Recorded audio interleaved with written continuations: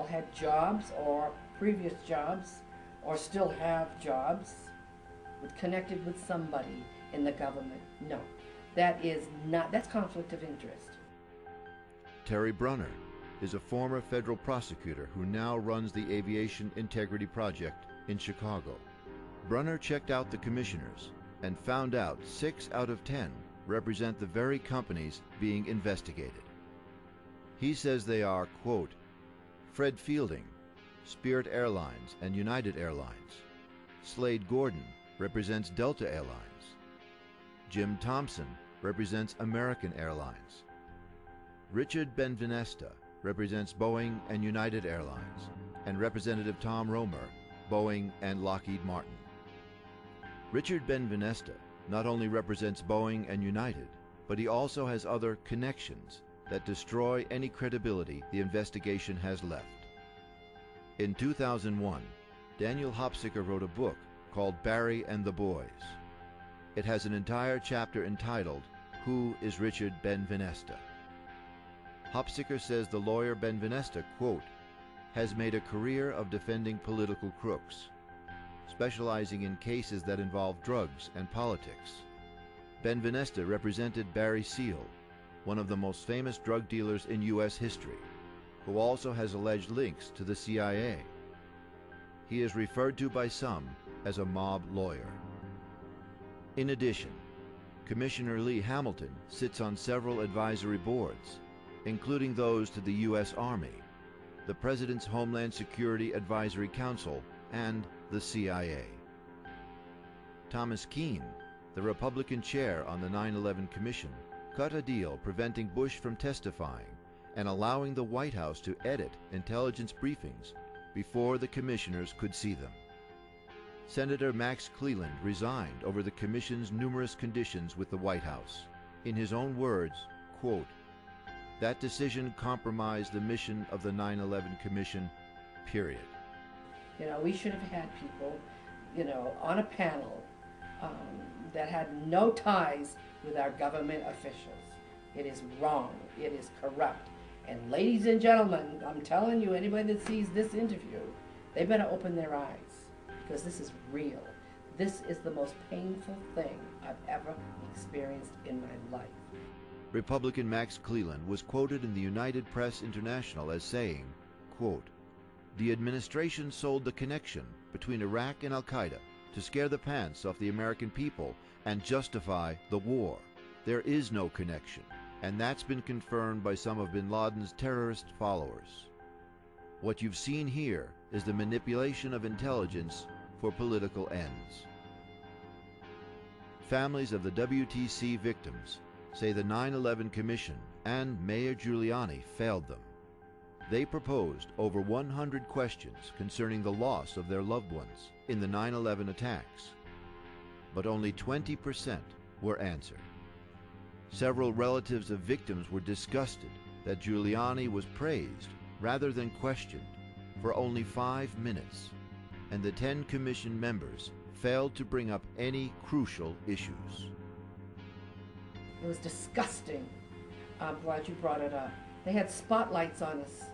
Every aisle, the spotlights connected to like 2 aisles, and they had guards, women and men in uniform with their hands crossed, just daring us to bust open with any kind of dismay or hurt or anything. They were just looking at us and daring us, and one woman got sick of it on the other aisle, and she put up liar, liar, liar, and they took her out. You know, what is this? This is America. And if these churches and these public places you're going don't think it's real, it is real. Let's ask some real questions. Is that unfair?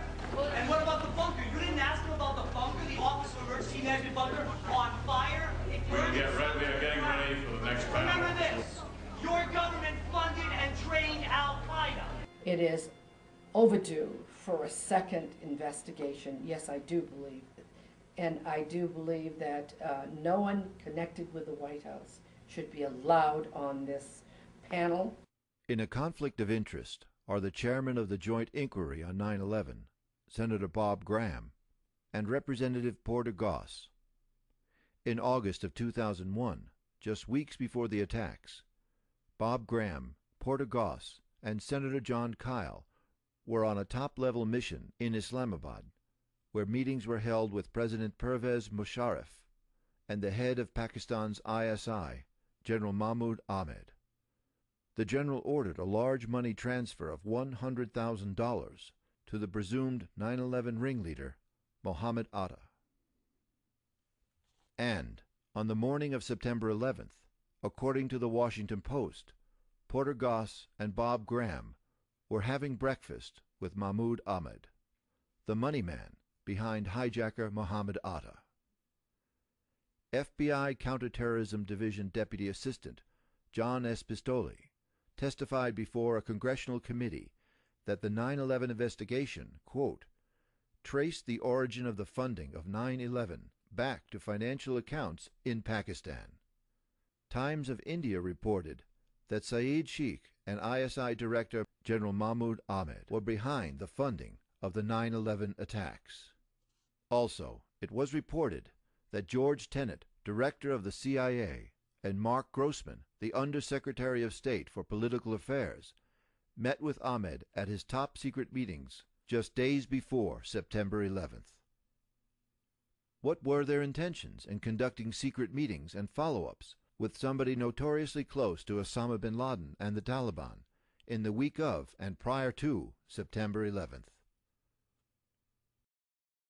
Put options set to expire on September 30th, 2001, were bought on August 6, 2001, or earlier at the Chicago Board Options Exchange. These put options were basically a bet that the stock would plummet. When it did, the people who purchased those put options made a lot of money. Thousands of put stock options were bought on United and American Airlines immediately prior to September 11th, 2001. On average, during the first weeks of September 2001, 27 put options were bought each day on Morgan Stanley, one of the World Trade Center's largest occupants. The total of its put options for the 3 days prior to the attacks was 2,157. Merrill Lynch, also in the WTC, saw 12,215 put stock options. That is 12 times its normal level.